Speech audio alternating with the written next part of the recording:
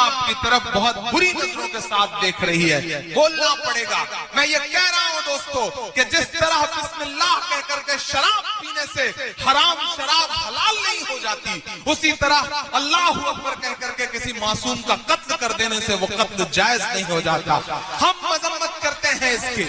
पूरे हिंदुस्तान के 30 करोड़ मुसलमानों की तरफ से कहना चाहते हैं कि आप हम पे इल्जाम लगाते हैं दहशतगर्दी को पनाह देने की। आप ये बात क्यों भूल जाते हैं कि मुंबई अटैक के बाद जो दहशतगर्द मारे गए थे, आप उन्हें हमारी कब्रिस्तानों में दफनाना चाहते थे। उस वक्त मुंबई का पूरा मुसलमान लिखित तौर पर लेकर के हुकूमत के पास जाता है और कहता है कि हम अपनी कब्रिस्तानों में दहशतगर्दों को दफनाने की इजाजत तक नहीं देंगे। आप इन बातों को क्यों भूल जाते हैं? ये बदनाम करने की साजिशें बंद करिए, ये घर वापसी की साजिशें बंद करिए। आप कभी लब जिहाद लेकर आते हैं, कभी घर वापसी लेके आते हैं, कभी गाय लेके आते हैं, फिर कैराना लेकर के आते हैं, और अब आप जाकिर नाइक साहब को बदनाम करने की कोशिशों में लगे हुए हैं। हमारा अकीदा भी कैसा हो, हमारे मसलक अलग अलग हो, लेकिन ये बुरा दौर है। मैं आपसे गुजारिश करता हूं कि मसलकों की लड़ाई को मस्जिद और मदरसे तक महदूद करिए। सड़क पर एक नजर आइए, अपने खिलाफ होने वाले जुल्म के साथ खड़े होइए। आज नहीं खड़े होंगे तो आपका भी नंबर आने वाला है। मैं आपसे ये गुजारिश करते हुए नज्म शुरू करता हूं। वो कहते हैं 5 लाख लीजिए और घर वापस आ जाइए। वो ये भूल जाते हैं कि दुनिया की एक सुपर पावर ताकत में एक शख्स हुआ करता था।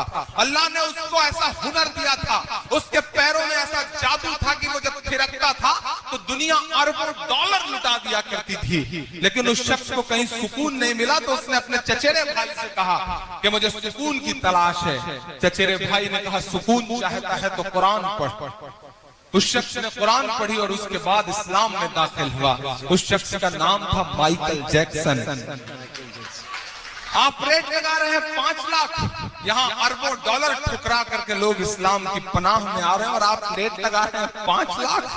कुछ बात तो है मेरे इस्लाम में, कुछ बात तो है मेरे इस्लाम में कि जिस शख्स के मुक्के से दुनिया कांपती थी वो सुकून की तलाश में इस्लाम में आकर के मोहम्मद अली हो जाता है। कुछ बात तो है मेरे इस्लाम में साहब, कुछ बात तो है मेरे इस्लाम में कि यूसुफ योहाना मोहम्मद यूसुफ हो जाता है। कुछ बात तो है मेरे इस्लाम में कि सुनीता विलियम्स जब अंतरिक्ष जाती हैं तो उन्हें वहां से सिर्फ 2 जगह रोशनी दिखाई पड़ती है और वो 2 जगहें हैं मक्का और मदीना। कुछ बात तो है मेरे इस्लाम में। मैं एक नज़्म पढ़ता हूँ आपकी अदालत में साहब। ऐसे बहुत सारे चेहरे होंगे जिन्होंने शायद पहले नहीं सुना हो मुझे। मैं जिन चीजों के लिए या तो बहुत बदनाम हूँ या बहुत मशहूर हूँ, कोशिश करता हूँ कि वहां तक आपको पहुंचाऊं। पढ़ता हूं साहब। कह रहा हूं मैं ये नाप कर तोल कर, मैं हिम्मत करता हूं मेरी आवाज से आवाज मिलाना।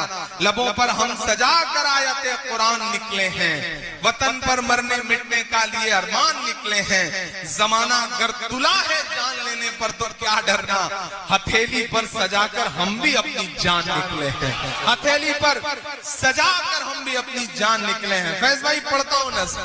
कह रहा हूं मैं ये नाप कर तोल कर, अपने ईमान की आवाज पर बोल कर, अपने ईमान की आवाज पर बोल कर, ख्वाब घर वापसी का जो बुनते हैं वो,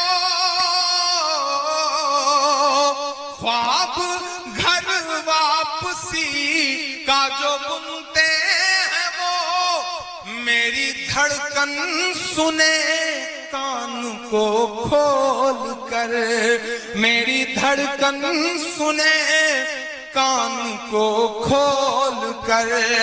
हम मोहम्मद के इस्लाम की शान पर, देखता हूं कितनी मोहब्बत करते हैं आप अपने आका से। मैं पढ़ता हूं ये मिसरे कि हम मोहम्मद के इस्लाम की शान पर कल भी कुर्बान थे, अब भी कुर्बान है।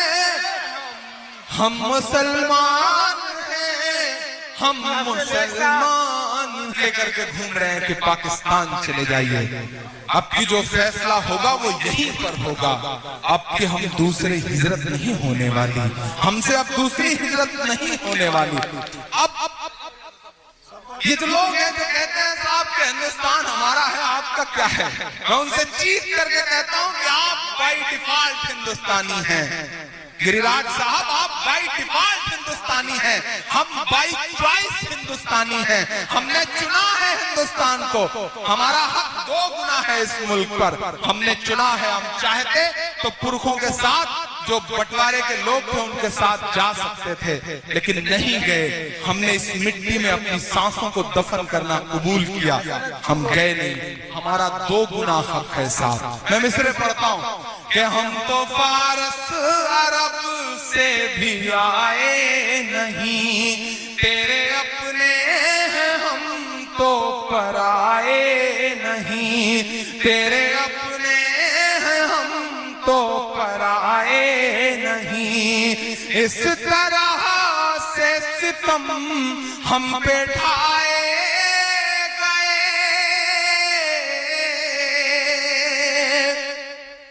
महसूस करिएगा कभी कभी उस सितम को।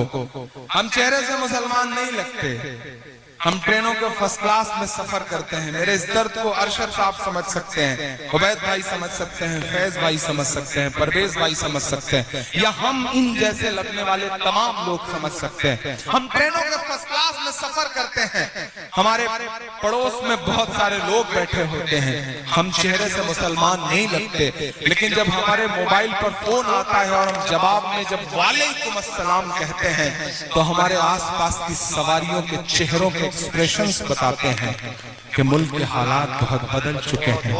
समझिए इस बदलाव को समझिए, बात करिए।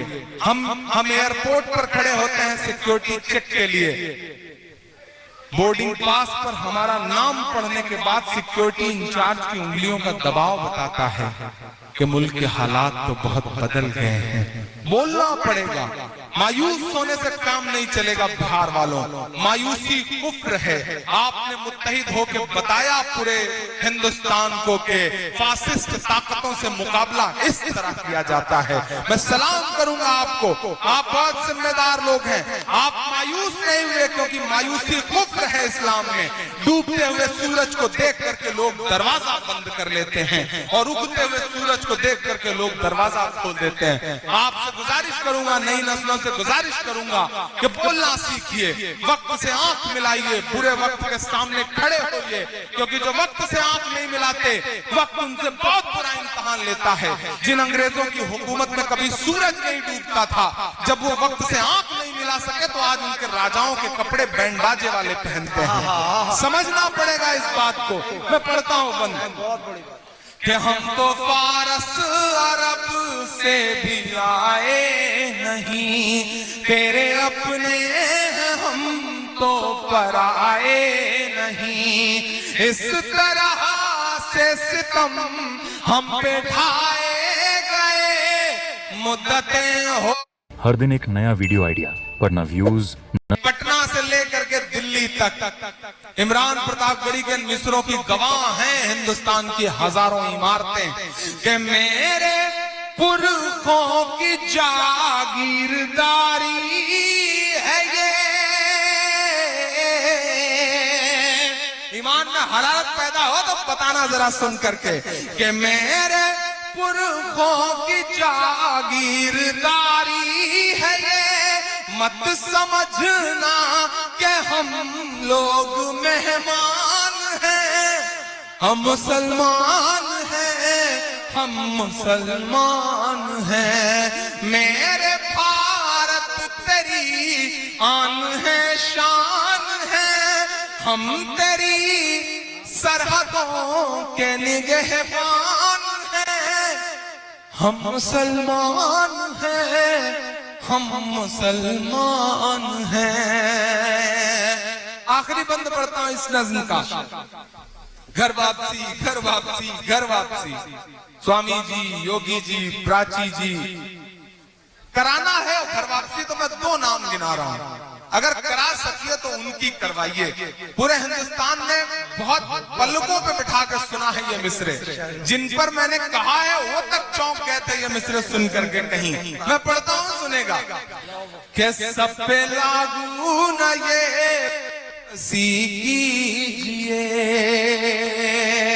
स्वामी जी, सब पे लागू न ये बेबसी कीजिए, अपने घर की भी कुछ चौकसी कीजिए, अपने घर की भी कुछ चौकसी कीजिए।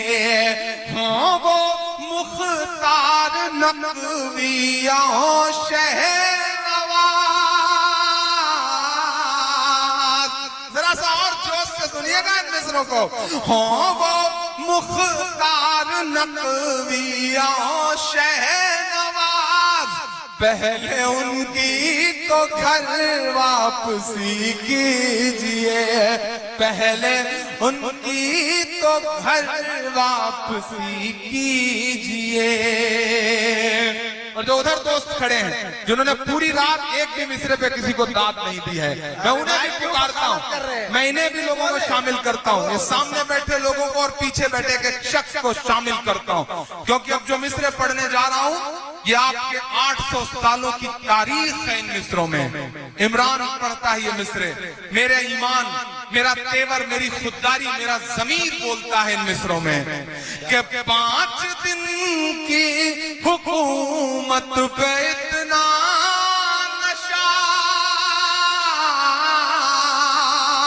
एक एक हाथ तो यहाँ से वहां तक कसम है, एक एक हाथ हवा में उठा हुआ नजर आना चाहिए इन मिसरों पे कि 5 दिन की हुकूमत पे इतना नशा, 5 दिन की हुकूमत पे इतना नशा, हम तो वो हैं जो सदियों से सुल्तान